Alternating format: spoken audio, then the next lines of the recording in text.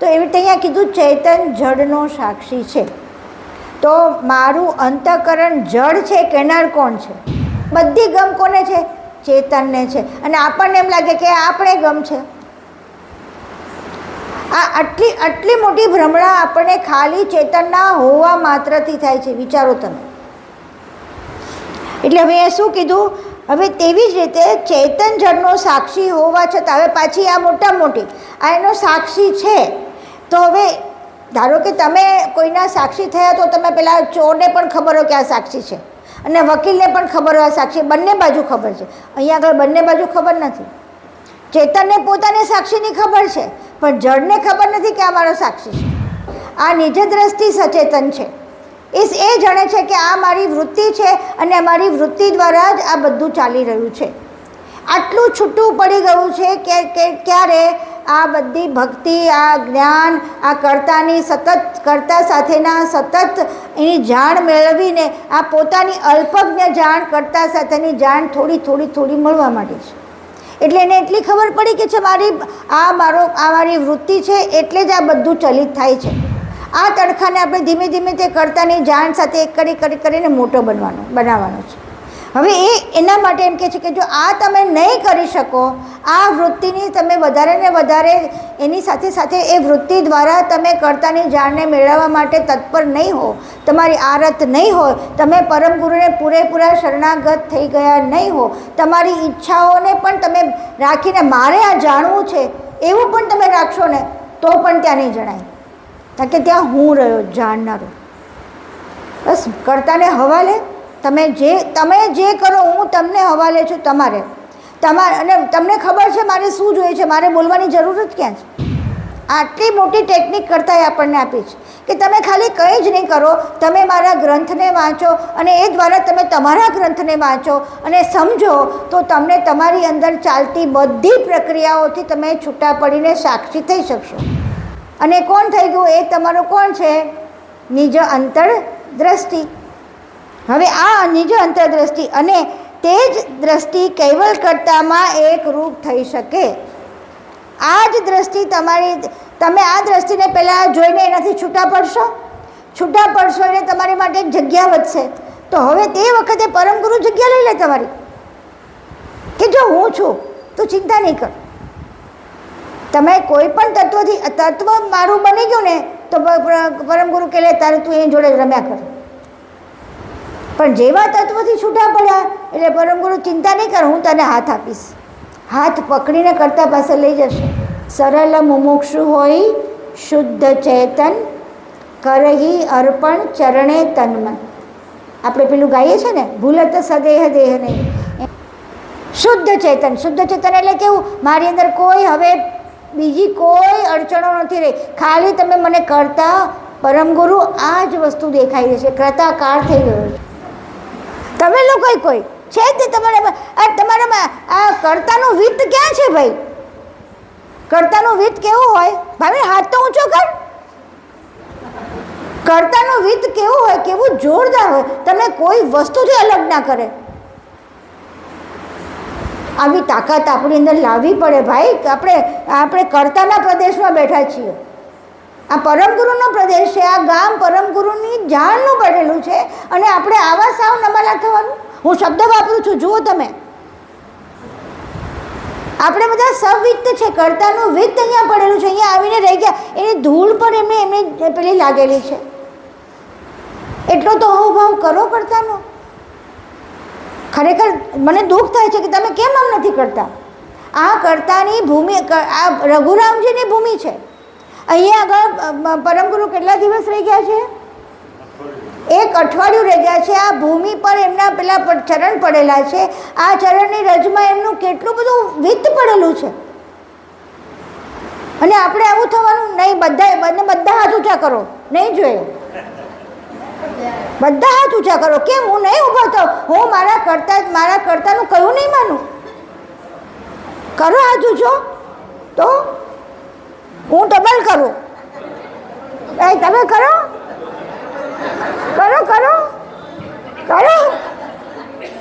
વિજયભાઈ કરો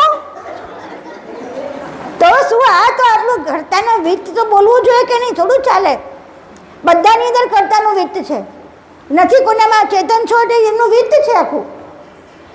પછી આપણો કર્તાનો અનાદર કહેવાય આવું ના કરીએ તો. એટલે બધાએ કાલથી જોવાનું આ શરીર નથી, આ શરીરમાં ચેતન છે, એનું આ શરીર છે.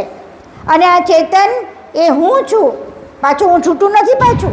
કે તમે જ્યારે તમે શ્રવણ કરતા હો ત્યારે હું ના દેખાઉં, મહેશભાઈ ના દેખાય, જીવનભાઈ ના દેખાય, કોઈ ના દેખાય, એકલા કર્તાનું જ્ઞાન સંભળાય તો સાચું શ્રવણ છે. એટલે અહીંયા એ વાત કરી કે પવિત્ર સ્ત્રી બોલતી હોય તો પણ તમારી અંદર તમારા ત્યાગમાં બાધ ના આવવો જોઈએ. चैनल को सब्सक्राइब करिए, बेल आइकन दबाइए, ये वीडियो ज्यादा से ज्यादा लोगों तक पहुंचाइए.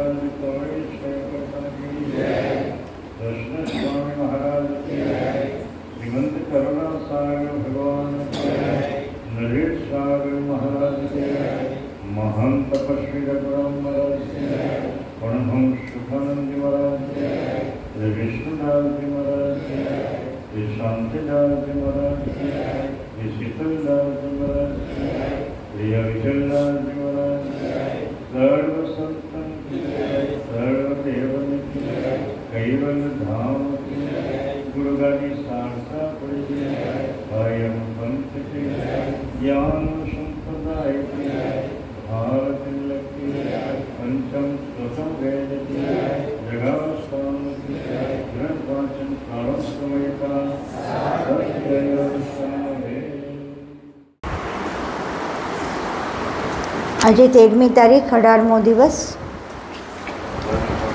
હા જી, ચોપાઈ આપણે લઈએ છીએ 16મીથી. કાલે આપણે આ થોડું કરેલું એનો જરા વિસ્તાર કરીશું. ચૈતન તો જડ કે સાક્ષીપણ, જડ ચૈતન લહે કમાહી, જો તે ચિતર કી ચિતરન કુગત, ચિતર લહત નહીં ગમહી.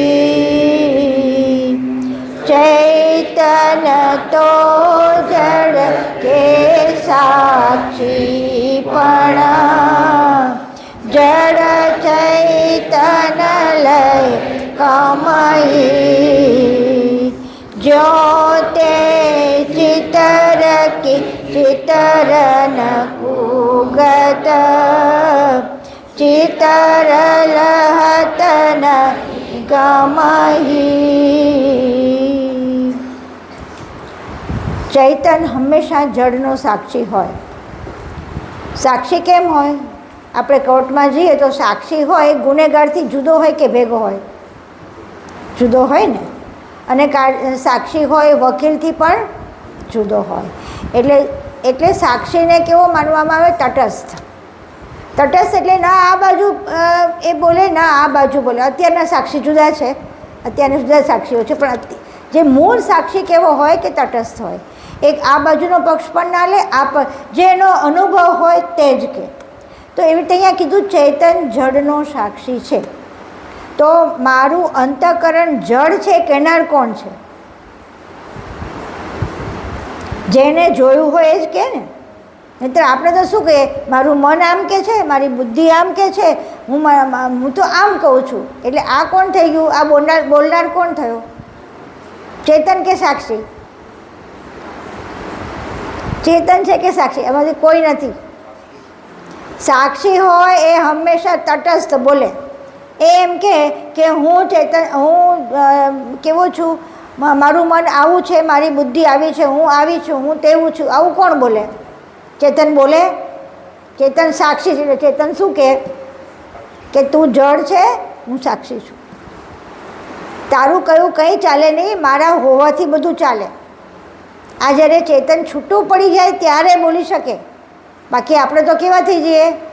જેવું હોય તેવું રૂપ લઈને બેસી જઈએ છીએ. આ અંશની મેં કીધું ને, આ ખાસિયત કેવી છે કે આપણને એવું લાગે કે અંશ આ જ થઈ ગયો.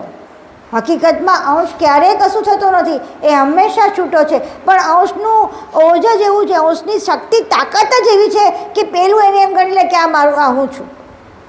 એના હોવા માત્રથી આપણા બધા અંતઃકરણોમાં એવી તાકાત આવી જાય કે એને હું કહેવા માંડું. વિચાર કરો કે એટલું બધું અંશનું અસ્તિત્વ, એટલે વૃત્તિનું અસ્તિત્વ કેટલું બધું જોરદાર છે.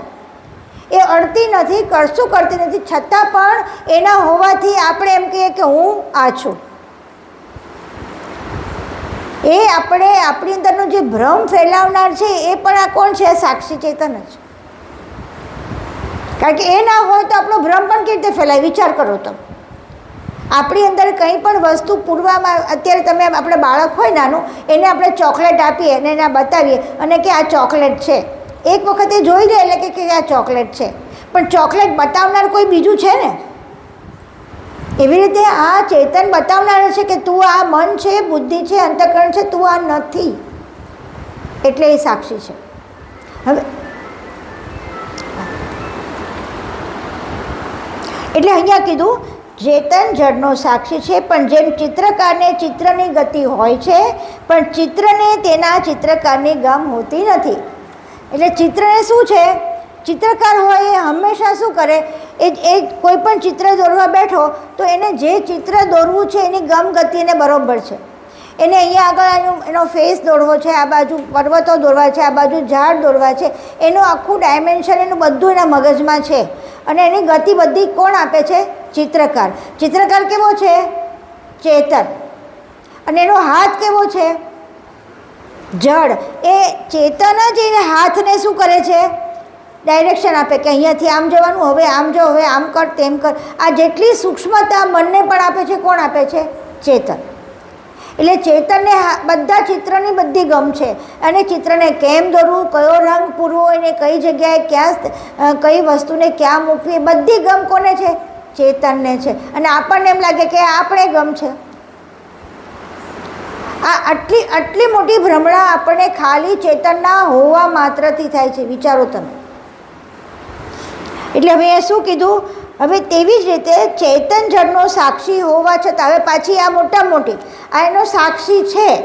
તો હવે ધારો કે તમે કોઈના સાક્ષી થયા તો તમે પેલા ચોરને પણ ખબર હોય કે આ સાક્ષી છે, અને વકીલને પણ ખબર હોય આ સાક્ષી. બંને બાજુ ખબર છે. અહીંયા આગળ બંને બાજુ ખબર નથી. ચેતનને પોતાને સાક્ષીની ખબર છે, પણ જડને ખબર નથી કે આ મારો સાક્ષી છે. એટલે આપણે આ સાક્ષીને જોઈ શકતા જ નથી. એટલે આપણે સાક્ષીની જગ્યાએ પોતે થઈ જઈએ છીએ. આટલી મોટી ભ્રમણા થવાને હિસાબે આપણે ગોથું ખાઈ ગયા છે. કોણ ગતિ? આપણે અંશની વૃત્તિ છે આપણે. અને આપણે જે તે શરીર, મન, બુદ્ધિ બધું આપણે બની ગયા. કેમ? કારણ કે મારા જડને ચેતનનો સાક્ષી થવું ખબર જ નથી કે મારું કોઈ સાક્ષી છે, મારાથી કોઈ અલગ છે, ખબર જ નથી. કોને? આ જડને. એટલે અંતઃકરણ આટલું ચેતનવંતું ક્યારે થાય છે? આ સાક્ષીના હોવા માત્રથી. અને આપણે શું માનીએ છીએ કે આપણે ચેતન છીએ. આ ભ્રમણા આનાથી થઈ. હવે શું કીધું સાંભળો. કોઈ અહીંયા કીધું તેવી જ રીતે ચેતન જળનો સાક્ષી હોવા છતાં જળ ચૈતન્યને જાણી શકતું નથી. એટલે આપણે આ ચેતનને જાણી નથી શકતા, એટલે આપણે જીવ થઈને બેસી ગયા છે. બરાબર. હવે આગળ જઈએ. જબ તે ક્રતા અંશ કે અંતસ દ્રષ્ટપણું નિજ સોઈ તે કરતા મેં હવિત એકાયન જડ ચિત્ત લાગન કોઈ જબ તે ક્રતા અંશ કે અંતસ દ્રષ્ટપણું નિજ સોઈ તે કરતા મેં હવિત એકાયન જડ ચિત્ત લાગન કોઈ. હવે આવી રીતે બને તો કોઈ દિવસ જળ ચેતનને જાણી શકે જ નહીં. પણ કર્તાએ શું મૂકી છે? એક લૂપ મૂકી છે ને એક ટ્રીક મૂકી છે. એ ટ્રીક શું મૂકી? તો અહીંયા કીધું એટલા જ માટે કર્તા અંશની અંતરદ્રષ્ટિરૂપ જે અંતઃકરણ તે જ નિજ દૃષ્ટિ છે. એટલે એક એવું કર્તાનું અંશનું પોતાનું અંતઃકરણ શું છે? પોતાની વૃત્તિ. અંશનું અંતઃકરણ કયું? પોતાની વૃત્તિ. આ વૃત્તિ જ એવી છે કે જે આ જળને ચેતન બનાવે છે અને ચેતનને છૂટું રાખે છે. બે વસ્તુ. આ વૃત્તિ જળને ચેતન બનાવે છે અને એ છૂટું રાખે છે. પોતાની વૃત્તિ છૂટી રહે છે છતાં પણ જળને ચેતન બનાવે છે. આ વૃત્તિમાં આ તાકાત છે. હવે શું કીધું કે એ જ પોતાનું એ કોનું અંતઃકરણ છે? અંશનું અંતઃકરણ શબ્દ વાપરો અહીંયા. શું કીધું? અંતરદ્રષ્ટિ. જ્યારે આપણે આપણી વૃત્તિરૂપ થઈ જઈએ. હવે એ વૃત્તિરૂપ કેવી રીતે થયું એની આખી ટ્રીક મેં બતાવી હતી કે આમાંથી આ તમે નથી એટલે અંકુરમાંથી સમચેતનમાં જતા રહો એટલે તમારી વૃત્તિ કેવી થઈ જાય? છૂટી પડી જાય. એ વૃત્તિ હવે આ વૃત્તિ જ કર્તા સાથે એકમેક થઈ શકશે. હવે આ નિજ એટલે અહીંયા આગળ ચિત્તમાં નિજ અહીંયા આગળ કેટલામાં કીધું જુઓ 11મી કડીમાં તે અંશની ચિત્તવનયુક્ત નિજ દ્રષ્ટિ સચેતન હોય. આ નિજ દ્રષ્ટિ સચેતન છે. એ જાણે છે કે આ મારી વૃત્તિ છે અને મારી વૃત્તિ દ્વારા જ આ બધું ચાલી રહ્યું છે. આટલું છૂટું પડી ગયું છે કે ક્યારે આ બધી ભક્તિ, આ જ્ઞાન, આ કર્તાની સતત કર્તા સાથેના સતત એની જાણ મેળવીને આ પોતાની અલ્પજ્ઞ જાણ કર્તા સાથેની જાણ થોડી મળવા માંડી છે. એટલે એને એટલી ખબર પડી કે છે મારી વૃત્તિ છે એટલે જ આ બધું ચલિત થાય છે. અને એના દાખલા બધા ગણો તમે કે જ્યારે વૃત્તિ શાંત થઈ જાય છે ત્યારે કશું ચાલી શકતું નથી. જુઓ, નચિત અંતઃકરણમાં જાઓ તમે અને તમે સૂઈ જાઓ. સૂઈ ગયા પછી ઉન્મૂની અવસ્થામાં જાઓ તો તમારું શરીર હાલતું ચાલતું હોય છતાં પણ તમે એનાથી છૂટા છો. આપણે ઉઠવાની તૈયારી હોય ને જે વખતે એ વખતે આપણે પડખા બી ફરતા હોઈએ, આપણે આળસ પણ મળતા હોય પણ આપણે ત્યાં એનાથી છૂટા હોઈએ. તરત તમે એમ કે મારું શરીર આળસ મળે છે એવું તમને ખ્યાલ આવે. આવી ધીમે ધીમે આ વૃત્તિ છૂટી પડવા માંડે તો આ એક એવી બની જાય અંતરદ્રષ્ટિ બની જાય. કોની? અંશની. હવે એ અંતરદ્રષ્ટિમાં હવે સમજ પડવા માંડી છે કે હવે આ બધું કેવું છે? જળ છે અને મારા હોવાથી બધું ચાલે છે. આપણે સૂઈ ગયા છે અને આપણે પેલું શું કહેવાય એનેસ્થેસિયાનું ઇન્જેક્શન આપ્યું હોય, જે જગ્યાએ ઇન્જેક્શન આપ્યું એ બધું ખોટું પડી ગયું. પણ એ ખોટું પડ્યાને જાણે છે કોણ કે આ ખોટું પડી ગયું છે ને? એ ભાસ, એ વૃત્તિ, આ વૃત્તિ ચેતન થયેલી છે. આટલું એક ઝીણો સ્પાર્ક છે. સ્પાર્કને ધીમે આપણે કેવો કરવો છે? સ્પાર્ક એટલે તણખો. આ તણખાને આપણે ધીમે તે કર્તાની જાણ સાથે એક કરીને મોટો બનાવવાનો છે. હવે એના માટે એમ કહે છે કે જો આ તમે નહીં કરી શકો, આ વૃત્તિની તમે વધારે ને વધારે એની સાથે સાથે એ વૃત્તિ દ્વારા તમે કર્તાની જાણને મેળવવા માટે તત્પર નહીં હો, તમારી આરત નહીં હોય, તમે પરમ ગુરુને પૂરેપૂરા શરણાગત થઈ ગયા નહીં હો, તમારી ઈચ્છાઓને પણ તમે રાખીને મારે આ જાણવું છે એવું પણ તમે રાખશો ને તો પણ ત્યાં નહીં જણાય, કારણ કે ત્યાં હું રહ્યો જાણનારો. બસ કર્તાને હવાલે તમે જે કરો હું તમને હવાલે છું, તમારે અને તમને ખબર છે મારે શું જોઈએ છે, મારે બોલવાની જરૂર જ ક્યાં છે, કે મારી અંદર ઈચ્છા રાખવાની જરૂર પણ ક્યાં છે, હું તો તમારો છું. આવી જાતની આરત આવી અને પછી એની સુરતા, અને સુરતા પછી વૃત્તિ, અને વૃત્તિથી પોતે પોતાના આપણ સુધી પહોંચી શકાય એવી પૂરેપૂરી આખી રીત કરતાએ બતાવી દઈને કર્તાકાર કેવી રીતે થઈ જવાય. હવે અહીંયા જો કહે છે એટલા જ માટે કર્તા અંશની અંતરરૂપ દ્રષ્ટિરૂપ જે અંતઃકરણ તે જ નિજ દ્રષ્ટિ છે. આ નિજ દ્રષ્ટિ બધાને છૂટી પાડે છે. એટલે તમે તત્વો જાણતા હો કે આજે મારી અંદર અત્યારે પૃથ્વી તત્વ ચાલી રહ્યું છે, એટલે મને ભૂખ લાગી રહી છે, મને ચાલવા જવાનું મન થાય છે, એટલે મારી અંદર જે તત્વ ચાલતું અત્યારે મારી અંદર જાગ્રત અવસ્થા ચાલે છે. આવી રીતે કર્તાએ બનાવેલા તત્વો આ ગ્રંથ દ્વારા આ ગ્રંથને વાંચેલો હોય, આ વસ્તુ સમજજો, આ ગ્રંથ દ્વારા આ ગ્રંથ વંચાયેલો હોય તો આપણને ખબર પડે કે મારી અંદર કયું તત્વ ચાલે છે, કયું અંતઃકરણ છે, કઈ અવસ્થા છે, આ બધી જ વસ્તુને. તો આ શું થઈ ગયા, તમે એને જોનાર છૂટા અંશ થઈ ગયા કે નહીં? આ વૃત્તિ તમારાથી છૂટી પડી ગઈ કે નહીં? ઓટોમેટિક છૂટી પડતી જાય.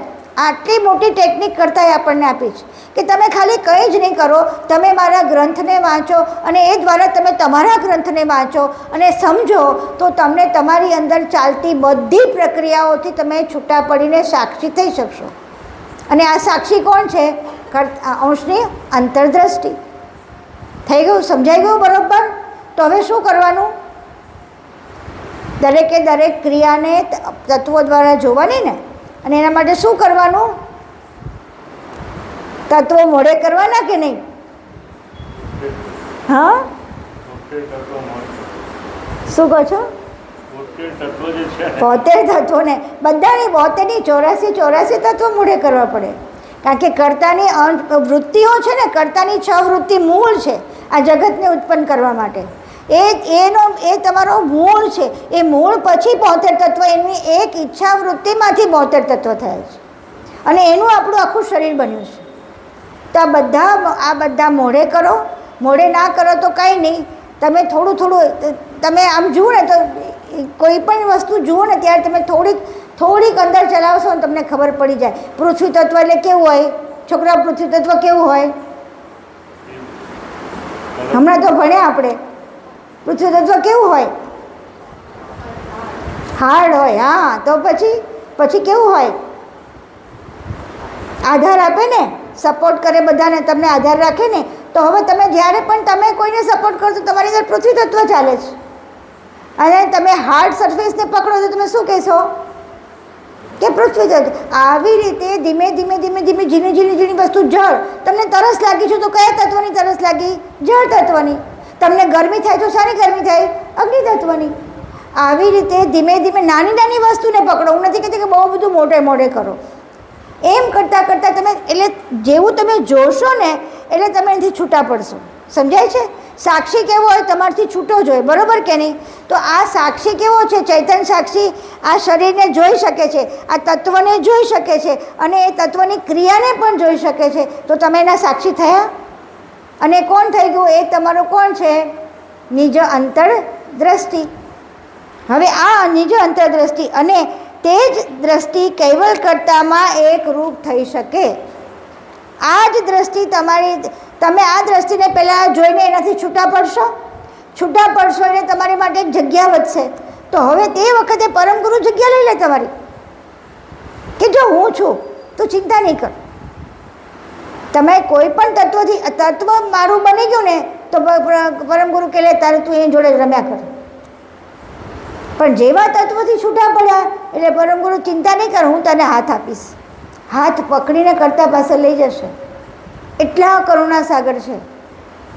તો આપણે આમની કરુણા નહીં લેવાની? આપણે ખાલી આવા જળમાં જળ થયા કરીશું? થોડાક જાગીએ, થોડાક આપણી આ જડતામાંથી બહાર નીકળીએ. અને નીકળવા માટે પરમગુરુ આ બધી આપણને શું ચાવીઓ આપે છે કે આ કરો એટલે છૂટા પડશો, આમ કરો એટલે છૂટા પડશો. આ અંતરદ્રષ્ટિ જેવી ચલાવવાની ચાલુ કરશો ને એટલે તમે બધાથી છૂટા તત્વોથી છૂટા પડતા જશો. અને ધીમે ધીમે એ તત્વો તમારી પર હાવી નહીં થાય, એ તત્વને તમે ચલાવી શકશો. અત્યારે મારી અંદર અગ્નિ તત્વ ચાલે છે. જો આપણે સીધી વસ્તુ આ આપણે રૂટીનમાં પણ કરીએ છીએ, રોજ બહુ ગરમી બહુ પરસેવો થાય તો આપણે શું કરીએ? પંખા નીચે જઈને ઊભા રહી જઈએ ને, પાણી પીએ કે ઠંડુ પાણી રેડીએ, માથા ઉપર ઠંડુ પાણી રહે તો આપણને કેવી સૂઝ પડે છે. આટલી અલ્પજ્ઞ જાણ આપણી અંદર છે તો આને થોડી મોટી કરીએ ને, આ લીટી થોડી મોટી કરવાની કે ભાઈ ગરમ છે એટલે મારું અગ્નિ તત્વ ચાલે છે, અગ્નિ તત્વને ઠંડુ કરવા માટે મારે જળ તત્વ વાપરવું પડે. આ કર્તાએ આપેલું છે એનો આપણે ઉપયોગ કરીએ છીએ. અને જળ તત્વ કરવા માટે આપણે જેટલા બધા સાધનો મળે બધા સાધનોનો ઉપયોગ કરીએ છીએ ને. પંખાનો કરીએ, પાણીનો કરીએ, પછી ઠંડી વસ્તુ ઠંડુ આઈસ્ક્રીમ ખાવાનો કરીએ, બધું કરીએ ને. તો આ બધા ઉપયોગ કરતા એવી જ રીતે આપણે એક તત્વોના ઉપયોગ કરતા થઈ જઈએ અને આપણે તત્વમય ના બની જઈએ. આવી ટેકનિક સરસ આપી દીધી છે કરતાએ. હવે આગળ કરતા હવે આખું કરતા છે ને આખું બધું બદલી. હવે તમે આ નહીં કરો તો તમારી શું સ્થિતિ થશે? અત્યારે તમને આખું બધું ચિતાર આપી દીધો કે હું આવી રીતે તમે રહેશો તો તમે મારી સાથે કૃતાકાર બની શકશો. હવે કૃતાકાર નહીં બનાય તો શું થશે એની હવે ધીમે આપણને થોડા પાછા જતા જાય છે. જુઓ અમે સમજો, જ્યારે ટીચર હોય ને સ્કૂલમાં ગયા હોય ને ટીચરે કોઈ છોકરાઓને બરાબર ભણાવતા હોય, બહુ હોશિયાર છોકરો હોય એને ભણાવતા હોય અને એને એટલું બધું ધ્યાન આપતા હોય, પછી ધીમે એ ટીચર શું કરે એ પેલો છોકરો ધીમે રમતમાં જતો રહે, બીજા છોકરાઓ જોડે રમવામાં જતો રહે, આમ કરતો તો ધીમે ટીચરનું ધ્યાન કેવું થઈ જાય? ઓછું થઈ જાય ને. ક્યારે તો કંઈ ભણતું નથી, જવા દે, નથી કરવું. એ ત્યાં કરતા એટલે એમાં પહેલાં કહે છે કરતા પહેલાં એની શરત મૂકે છે, સરળ મુમુક્ષુ હોય શુદ્ધ ચેતન કરહી અર્પણ ચરણે તન્મન. આપણે પેલું ગાઈએ છીએ ને ભૂલત સદેહ દેહ નહીં, એમાં સરળ મુમુક્ષુ હોય શુદ્ધ ચેતન કરહી અર્પણ ચરણે તન મન આહો કરતા કહીએ દો કર જોડી આએ હું શરણ સ્વામી જુઓ મમોરી. આવી આરતપૂર્વક પ્રાર્થના કરવાની કે હું હવે સરળ થઈ ગયું છું, મને બધાને હવે ખબર પડી ગઈ કે આ તત્વો મારા નથી. હવે આ તત્વ મને દુઃખી કરે છે, આ તત્વમાં હું રમમાણ થઈ જાઉં છું તો હું નથી, મને ગૂંચવાડામાં જતો રહું છું. એટલે હું સરળ મુમુક્ષુ થઈ ગયો, મને આમાંથી છોડાવો. શુદ્ધ ચેતન એટલે કેવું? મારી અંદર કોઈ હવે બીજી કોઈ અડચણો નથી રહી, ખાલી તમે મને કરતા પરમગુરુ આ જ વસ્તુ દેખાઈ રહી છે. કૃતાકાર થઈ ગયો છું. શુદ્ધ ચેતન થવું એટલે કૃતાકાર થઈ જવું. કૃતાકાર થઈ ગયો પછી કે છે શુદ્ધ ચેતન કરહી અર્પણ. એકલું કૃતાકાર થયે એટલે કે અર્પણ તો કર્યા વગર કૃતાકાર થવાશે? તો કે મારું બધું કરહી અર્પણ ચરણે તનમન. તનમન એટલે શું? તમે એને તનને મન કેવી રીતે આપશો? તમારી સામે તો ઊભા નથી, કેવી રીતે આપશો? વિચાર આવે કોઈ દિવસ કે આપણે મોટથી ખાલી મનથી ભાવ કરીને કરતાને ચરણે થઈ જવું? કેવી રીતે થવું? ચરણે તનમન એટલે શું? તમારી જાણ, મારા તનમાં રહેલી જે મારી જાણ છે એને હું અર્પણ કરું, એનો ઉપયોગ કરું એટલે એમને સૌ શરણે ગયું કહેવાય. કરતા કેવા છે? જાણ સ્વરૂપ. પરમગુરુ કેવા છે? જાણ સ્વરૂપ. એ જાણને અર્પણ કરવાનું છે. તો શું? મારી અલ્પજ્ઞ જાણ કરતાં તમને જ અર્પણ કરું છું. તમે મને તમારી સર્વજ્ઞ જાણ સાથે જોડી આપો.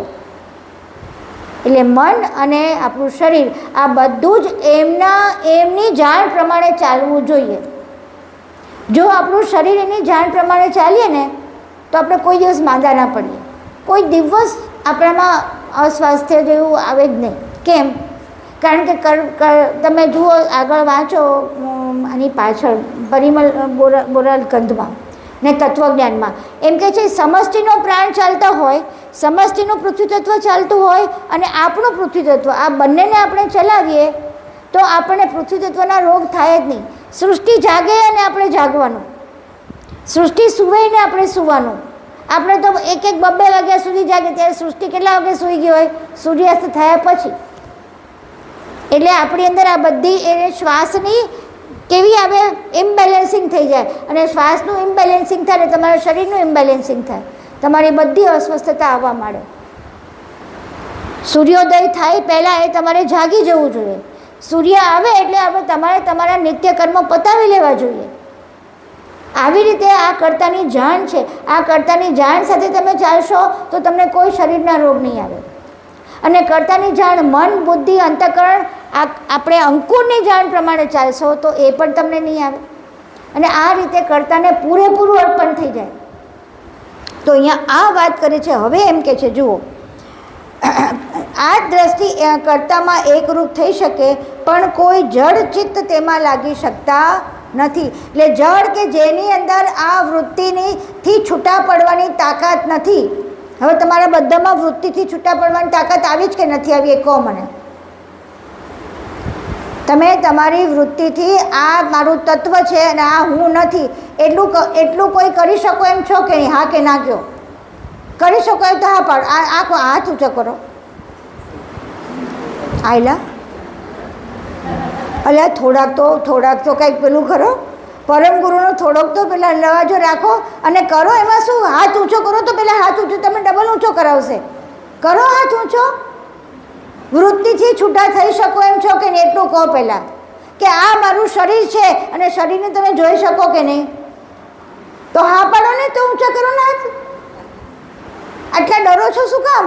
કરતા કોઈ દિવસ કરતા તો કરુણાના સાગર છે. તમે થોડાક બી કરશો ને તો તમારો હાથ તમને પકડાવીને ઊંચો કરશે. આ તમારું શરીર છે, તમે નથી. આટલું તો તમે કહી શકશો કે નહીં? કાલથી એટલી તો ટેવ પાડશો કે આ શરીર છે, આ હું નથી, આ મારો કરતા ચલાવે છે, હું નથી ચલાવતી. આટલું તો કરશો ને? જો આ બધા આમ હા પાડે, હાથ નથી ઊંચા કરતા. તમે લોકો કોઈ છે જ તમારામાં આ કરતાનું વિત્ત ક્યાં છે ભાઈ? કર્તાનું વિત્ત કેવું હોય ભાઈ? હાથ તો ઊંચો કર. કર્તાનું વિત્ત કેવું હોય? કેવું જોરદાર હોય. તમને કોઈ વસ્તુથી અલગ ના કરે. આવી તાકાત આપણી અંદર લાવવી પડે ભાઈ. આપણે કર્તાના પ્રદેશમાં બેઠા છીએ. આ પરમ ગુરુનો પ્રદેશ છે. આ ગામ પરમ ગુરુની જાણનું બનેલું છે અને આપણે આવા સાવ નમાલા થવાનું. હું શબ્દ વાપરું છું, જુઓ તમે. આપણે બધા સવિત્ત છે. કર્તાનું વિત્ત અહીંયા પડેલું છે. અહીંયા આવીને રહી ગયા. એની ધૂળ પર એમને પેલી લાગેલી છે. એટલો તો અહોભાવ કરો કર્તાનો. ખરેખર મને દુઃખ થાય છે કે તમે કેમ આમ નથી કરતા. આ કર્તાની ભૂમિ, આ રઘુરામજીની ભૂમિ છે. અહીંયા આગળ પરમગુરુ કેટલા દિવસ રહી ગયા છે? 1 અઠવાડિયું રહી ગયા છે. આ ભૂમિ પર એમના પેલા ચરણ પડેલા છે. આ ચરણની રજમાં એમનું કેટલું બધું વિત્ત પડેલું છે.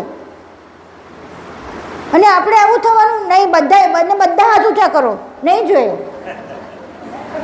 બધા હાથ ઊંચા કરો. કેમ? હું નહીં ઊભો થઉં. હું મારા કર્તાનું કયું નહીં માનું. કરો હાથ ઊંચો. તો હું ડબલ કરું. તમે કરો. કરો વિજયભાઈ, કરો. તો શું? આ તો આટલું કર્તાનું વિત્ત તો બોલવું જોઈએ કે નહીં? થોડું ચાલે. બધાની અંદર કર્તાનું વિત્ત છે. નથી કોનામાં ચેતન છો એટલે એમનું વિત્ત છે આખું. પછી આપણો કર્તાનો અનાદર કહેવાય આવું ના કરીએ તો. એટલે બધાએ કાલથી જોવાનું, આ શરીર નથી. આ શરીરમાં ચેતન છે, એનું આ શરીર છે. અને આ ચેતન એ હું છું. પાછું હું છૂટું નથી. પાછું આટલું કરતા જવાનું. આ નહીં થાય તો જો હવે જો દશા થાય છે, તમે જોજો આગળ. હવે આપણે 18મી ચોપાઈ વાંચીએ. એહી પરકાર હવે વિનાગત. મારો રાગ બદલાઈ ગયો.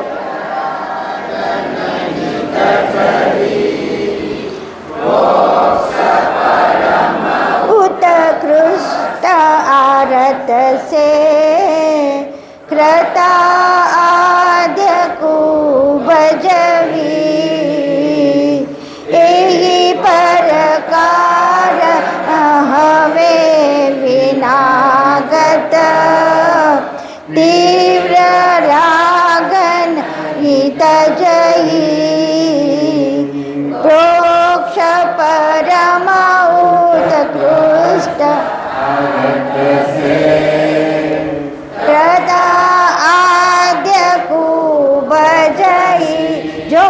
કહી રહ્યા છે આવી આરતથી કર્તાને ભજવાનું છે, ઉત્કૃષ્ટ આરત.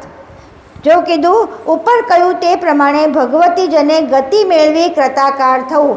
આવી ગતિ મેળવવાની છે કે બધાથી તમારા પેલાને છૂટા પાડતા જવાનું છે, બરાબર. હવે કીધું એ પ્રમાણે ન થાય ત્યાં સુધી તીવ્ર વૈરાગને અનુરાગ તજવો નહીં. તીવ્ર વૈરાગ્ય અને અનુરાગને તજવો નહીં. એટલે હવે તમારી અંદર વૈરાગ્ય કેવો છે ખબર છે? આપણી અંદર અત્યારે વૈરાગ્ય કેવો છે? આપણે સમય થાય ત્યારે અહીંયા આવી જઈએ, બરાબર. તમે તમારું કામ બધું પરવારી જાઓ ને આવી જાઓ છો. કેમ? કર્તા સાથે એકમેક થવાનો રસ્તો આપણને જાણવો છે. આટલો વૈરાગ તો છે જ. પણ હવે આપણે તીવ્ર વૈરાગ્ય કરવો હોય તો શું કરવું પડે? એને તજવો નથી, ના પાડે છે. તો આવી ઉત્કૃષ્ટ આરત અત્યારે તમે બધા હાથ ઊંચો કરો ને, એવી આરત એવી પાકી રાખવાની કે હું આ શરીર નથી, હું આ મન નથી, હું કોણ છું? કર્તાનો અંશ છું. અને અંશ એ મારી જોડે એને ચેતન છે, એ સતત મારી અંદર રમમાણ છે અને એનાથી જ બધું ચાલે છે. આટલી વૃત્તિ તો તમે કર્યા કરશો કે નહીં આખો વખત? આટલું તો થઈ શકે કે નહીં? ભૂલી જાઓ તો ફરી યાદ કરો, ભૂલી જાઓ તો ફરી યાદ કરો.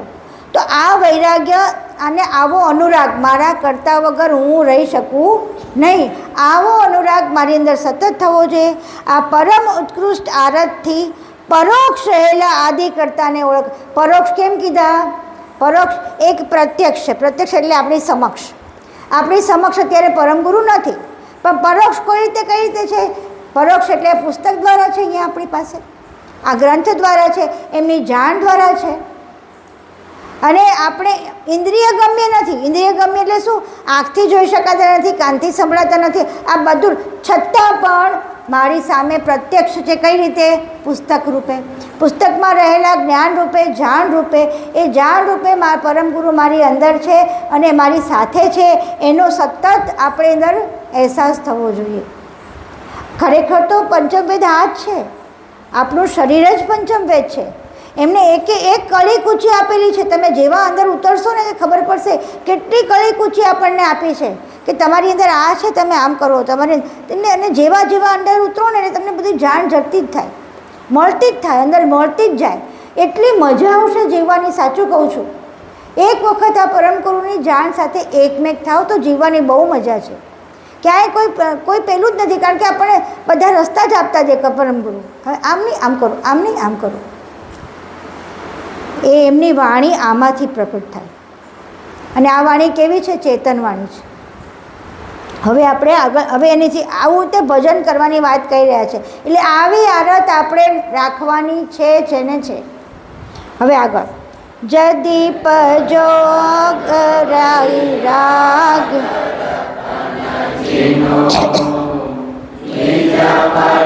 પદ પવન કે तदीपताय नहीं सुनित शास्त्र को वदित नारी के जन के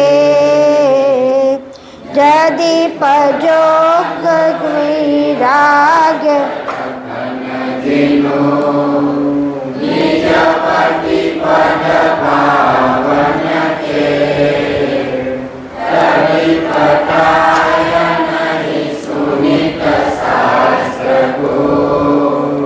वदित नारी के जन के.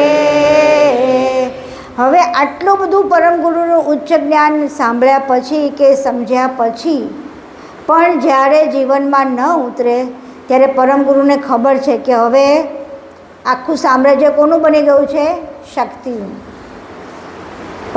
પરમ પુરુષ નિરંજન પુરુષ તો જતા રહ્યા છે. એટલે શક્તિના સામ્રાજ્યમાં માયાનો પડદો હોય ને હોય જ. અને એટલે જ બિચારા આપણા જનો મારા સુધી પહોંચી શકતા નથી. એટલે હવે અહીંયા આગળ આ બધાથી માયાથી કેવી રીતે દૂર રહેવું અને માયાના જેટલા બંધનો છે, જેટલી ત્રુટિઓ છે એને સમજવી અને એનાથી દૂર કેવી રીતે રહેવું એના રસ્તા બતાવી રહ્યા છે.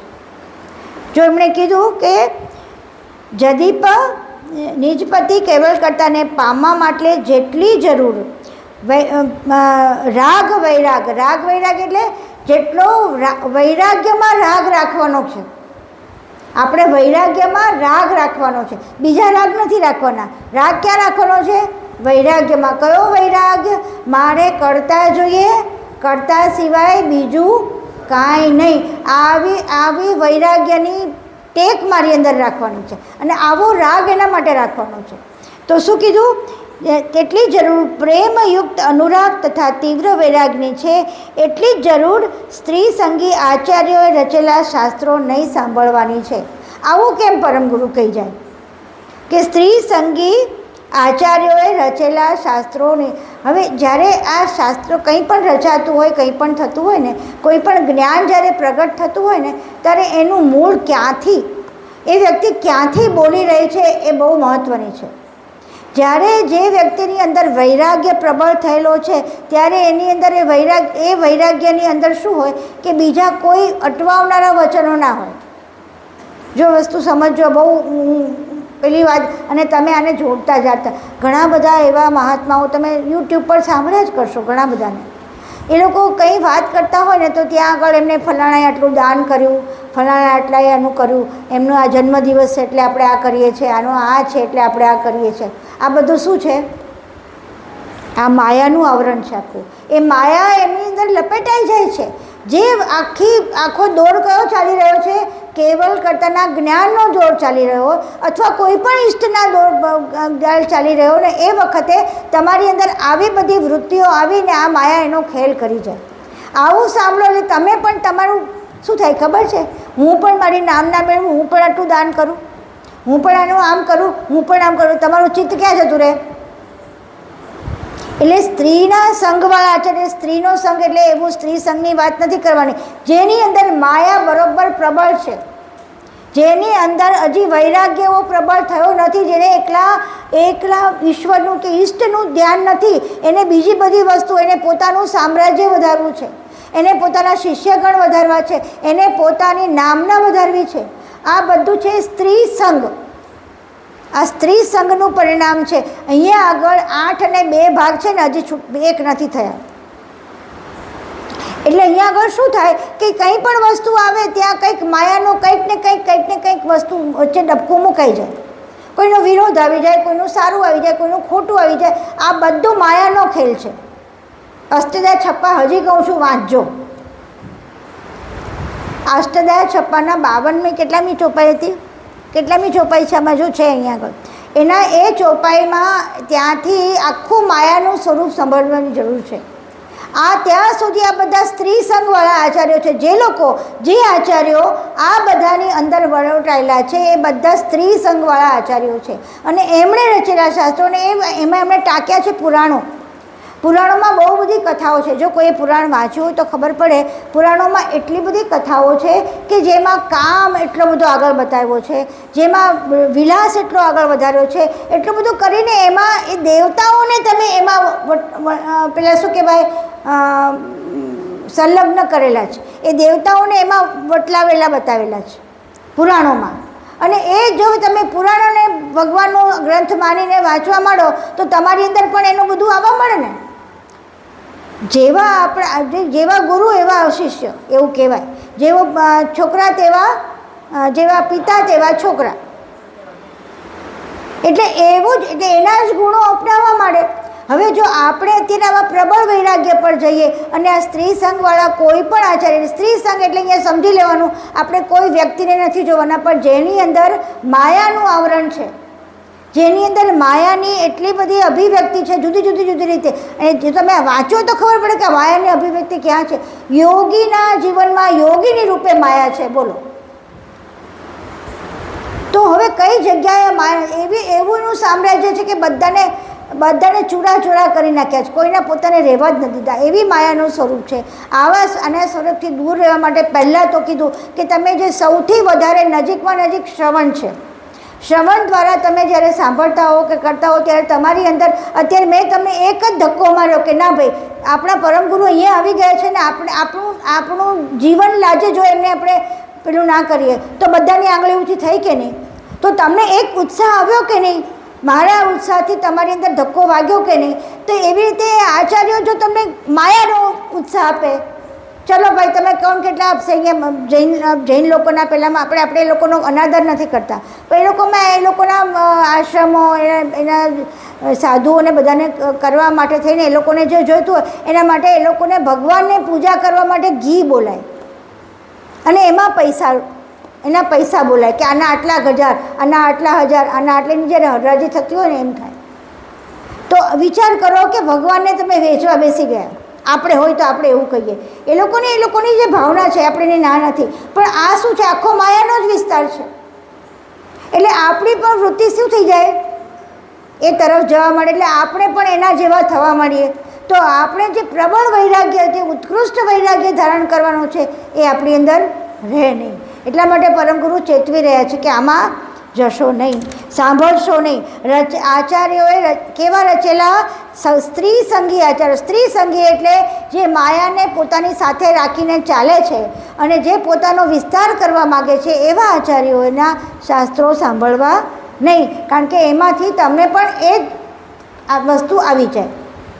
પુનિત નાર કે વચન સુનિત સે સહેજ સ્વભાવ બોલન કે जिनके बादन लागत बाग को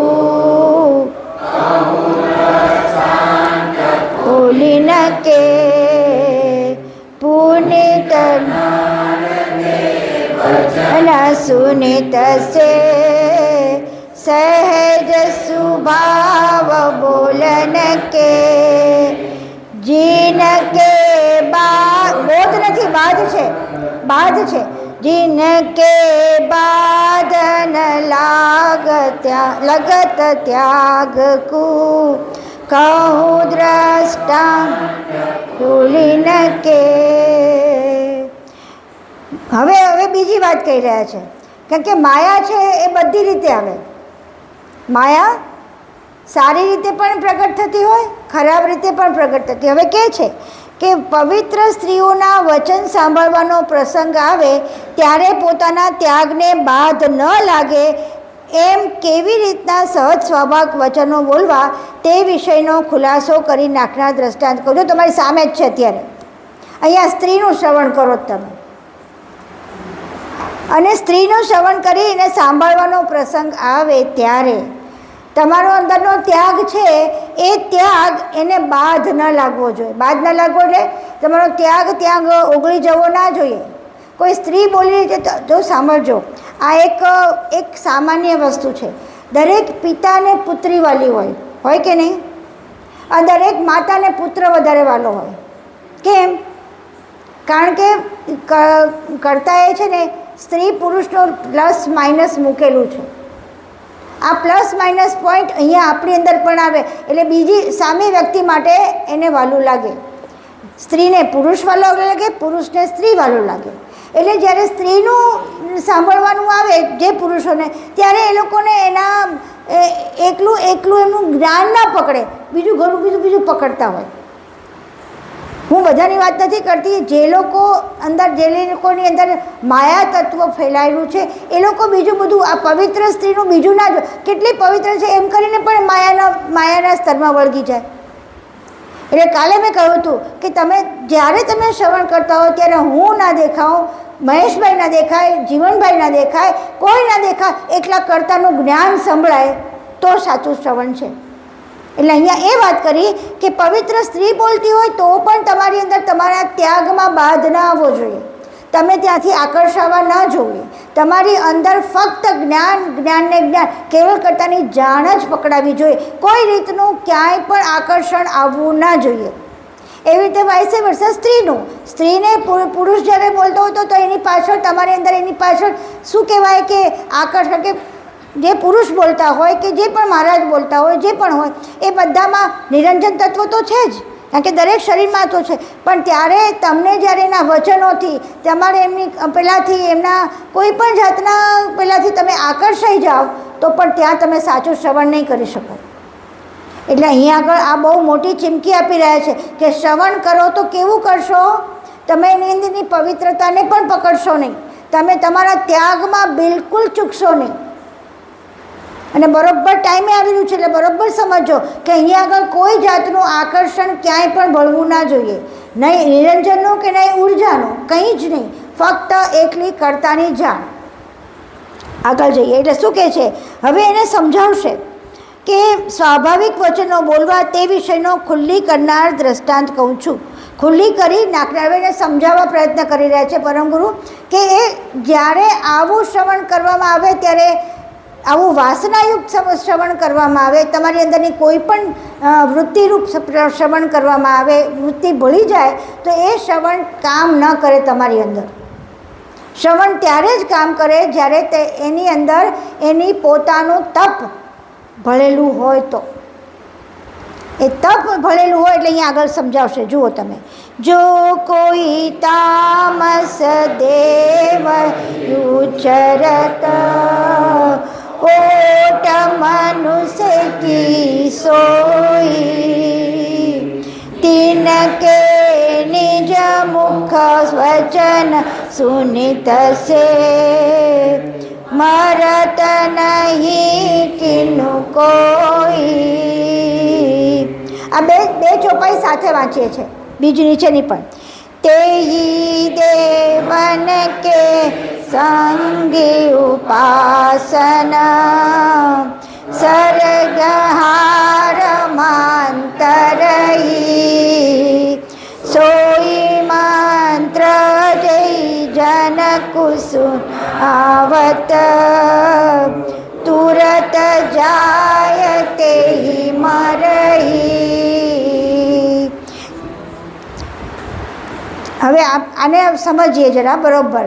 જો વાંચું છું પહેલાં, જેમ કોઈ તામસ દેવ મનુષ્યની ઓટ એટલે કે ઓથે રહીને કંઈ વચનો બોલે, તે તેના પોતાના એટલે કે મંત્રયુક્ત ઉપાસનારૂપ શક્તિના સંયોગ થયા સિવાય ઉચ્ચારી રહેલા હોય તો તે શક્તિહીન વચનો હોવાથી તે સાંભળવાથી કોઈ મનુષ્ય મરી જતું નથી. અહીંયા એમ કીધું કોઈની ઉપર તો તામસ દેવ હોય એની ઉપર એને હાવી થઈ જાય, એટલે આપણે કહીએ ને ભૂત, ધારો કે ભૂત કે પ્રેત, આપણે તામસ દેવ કહેવાય. એ કોઈની પર હાવી થઈ જાય એને એમ, અને એ પેલું માણસ એમ કે હવે તું મરી જા, તો એ મરી ના જાય. પણ જ્યારે હવે કે છે પણ તે તામસ દેવ સંધિ ઉપાસના એટલે કે ઉપાસના કરીને સધાયેલો હોય, એ તામસદેવ પોતે ઉપાસના કરી હોય અને જે ઉપાસનાવાળું શરીર હોય એમાં પ્રવેશ કરે. સમજો, બેવ એણે પોતે ઉપાસના કરી છે અને ઉપાસનાવાળા શરીરમાં પ્રવેશ કરે છે, ત્યારે ઉપાસનારૂપ શક્તિયુક્ત હોવાથી તેને તે મંત્રથી સાધેલો હોય તે મંત્ર શક્તિવાન થઈ અને એ મનુષ્યને સંભળાવવામાં આવે તો એ મનુષ્ય મૃત્યુ પામે. એટલે અહીંયા મહત્ત્વ કોનું છે? ઉપાસનાનો, જેને પોતે મંત્ર સાધેલો. હવે અહીંયા આપણા મંત્ર કયા છે? હવે હું આપણી સાથે લઉં છું. આપણા મંત્ર કયો છે? અલ્પજ્ઞ હોમ સર્વજ્ઞ હોમ. પછી બીજો કચરો કયો છે? ઓહમ સોહમ. અને બીજું એ કીધું કે જે આપણો આ બીજો મંત્ર આ છે ઈડા પિંગલાને એક કરવાની, એટલે શું? સ્ત્રી પુરુષને એક કરવાના. આ મંત્ર જ્યારે સધાઈ જાય ત્યારે ત્યાં આગળ સ્ત્રી કે પુરુષ રહેતું નથી, અને એવા દ્વારા જ્યારે બોલાવવામાં આવે ત્યારે એ સાંભળવામાં આવે ત્યારે તમારી અંદર સોંસરવું ઉતરીને કામ કરે છે, જેમાં માણસ મરી જાય છે એવી રીતે. તો જેને અંદર આ સધાયેલું હોય ત્યારે ત્યાં સ્ત્રી પણ નથી અને પુરુષ પણ નથી.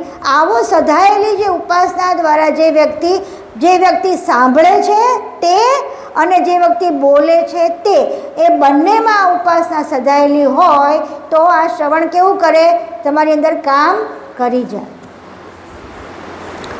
આપણે એટલે આ રીતે જ્યારે તમે કોઈ પણ વચન સાંભળો ત્યારે એ અંદરથી સધાયેલા હોય એની તમારી અંદર ક્યારે ખાતરી થાય કે તમારી અંદર એ ઉતરે છે, તમારી અંદર એ તમને ક્યાંક સ્પર્શ કરે છે, તમને કંઈક આહા થાય છે, તમને અંદર ઓહો થાય છે, તમારી અંદર ક્યાંક આમ જીવને શાંતિ થાય છે.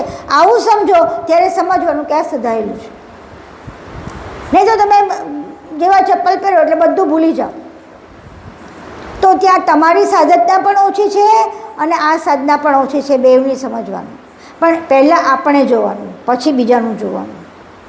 કોઈનું પણ આપણે શ્રવણ કરીએ, કોઈનું પણ પહેલાં પોતે, મારી અંદર એ શુદ્ધતા છે, મારી અંદર એ પવિત્રતા છે, તો મારી અંદર કામ કરશે, નહીં તો મારી અંદર કામ કરશે નહીં.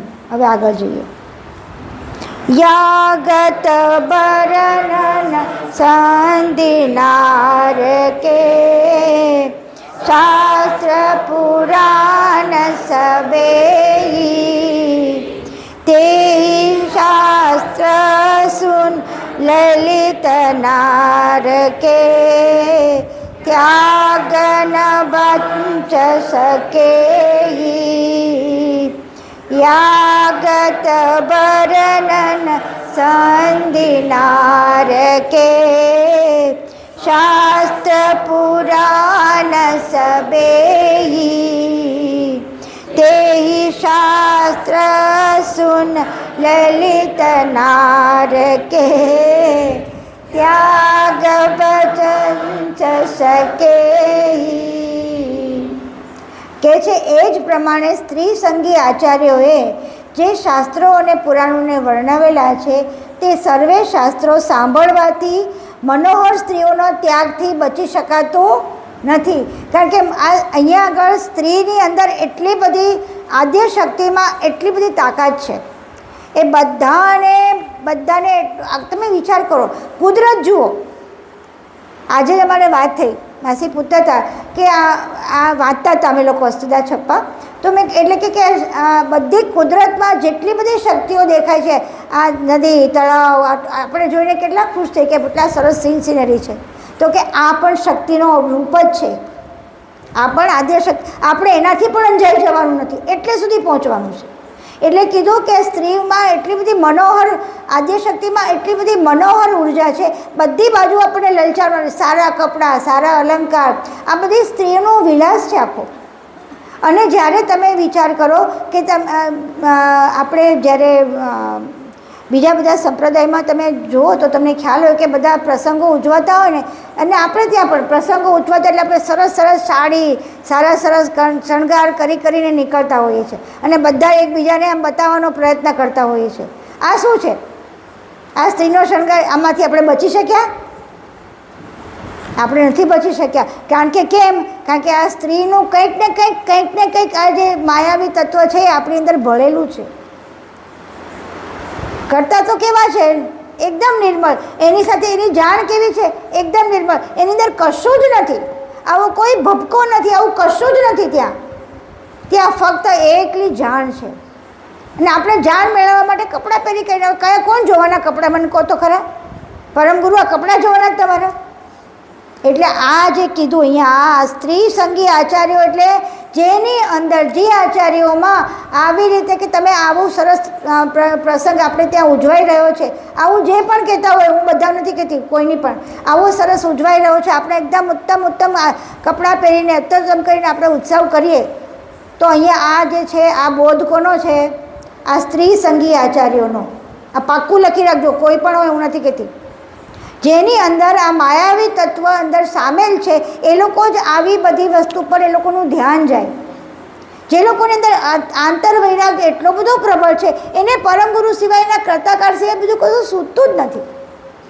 તો આ બધું જોવાનું છે. વિચાર કરજો, થોડાક વિચારજો કે આપણે ક્યાં પહોંચવાનું છે ને આપણે ક્યાં છીએ.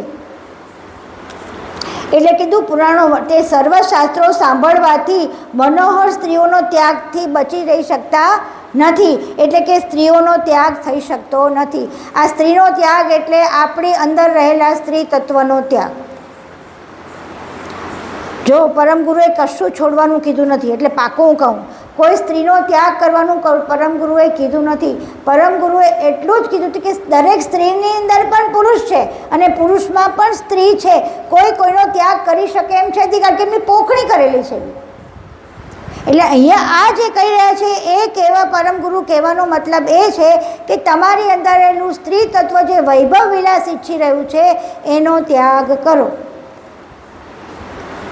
તમારી અંદરનું જે સ્ત્રી તત્વ જે તમને બધાને આકર્ષવાનું કામ કરી રહ્યું છે, જેને કામદેવ અનંગ જેની અંદર પ્રબળ થઈને પ્રગટ થઈ રહ્યો છે, જે બધાને સારા કપડાં, સારા દાગીના, સારું વર્તન, સારી પેલી આ બધું કરીને બધાને એકબીજાને આકર્ષવાનો પ્રયત્ન કરે છે, એ જ સ્ત્રી તત્વ છે. એ પુરુષમાં પણ છે ને સ્ત્રીમાં પણ છે.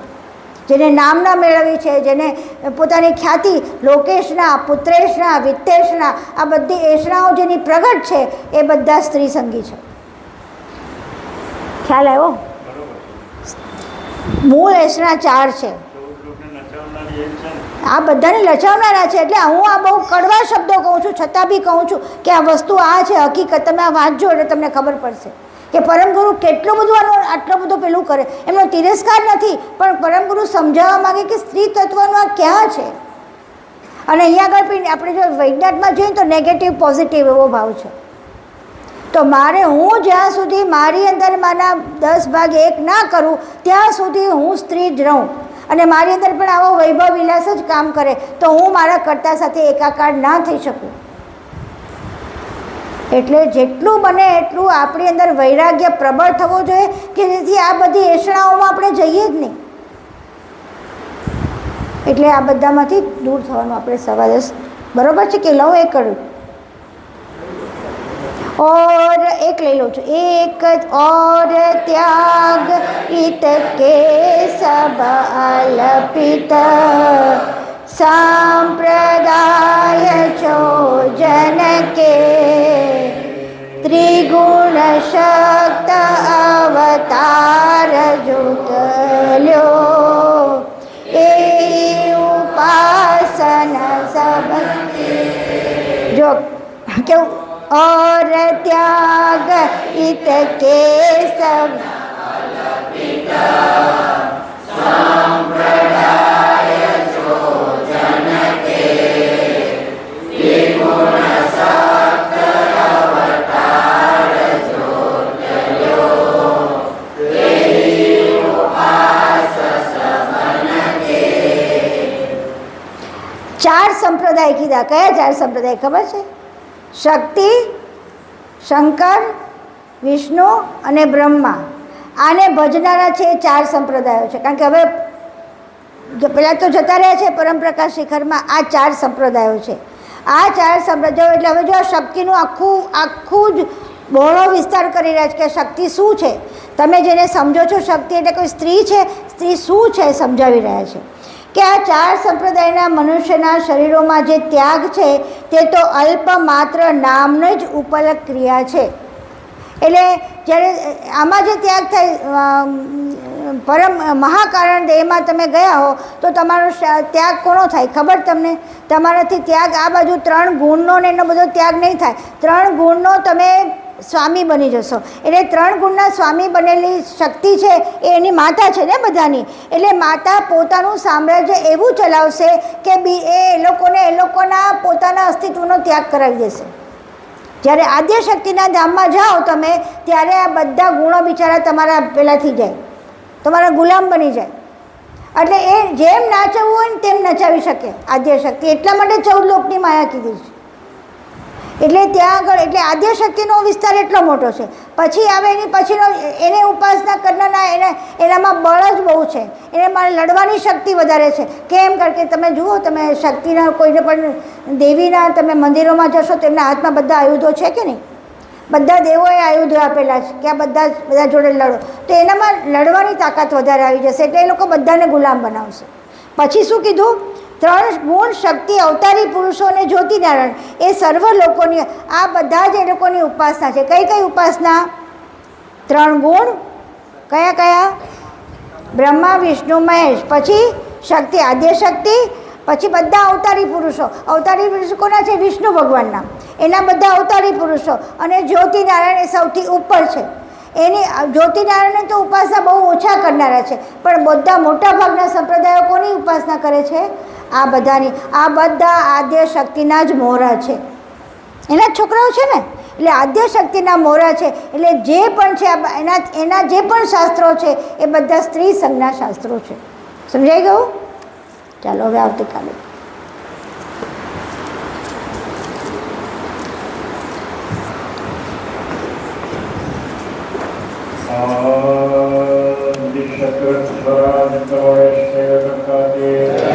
कृष्ण स्वामी महाराज के, श्रीमंत करुणा सागर भगवान के, नरेश सागर महाराज के, महान तपस्वी ब्रह्मराज के, परमहंस जी महाराज के, श्री विष्णुदास जी महाराज के, श्री शांतिदास जी महाराज के, श्री शीतलदास जी महाराज के, श्री विठलदास जी महाराज के, सर्व संतन के, सर्व देवन के, कैवल धाम के, दुर्गा सब के, कायम पंथ के, ज्ञान संप्रदाय के, भारत के, पंचम प्रथम वेद के, जगास्थान के, धर्माचल पुराण समय का कैवल साहेब, सत कैवल साहेब।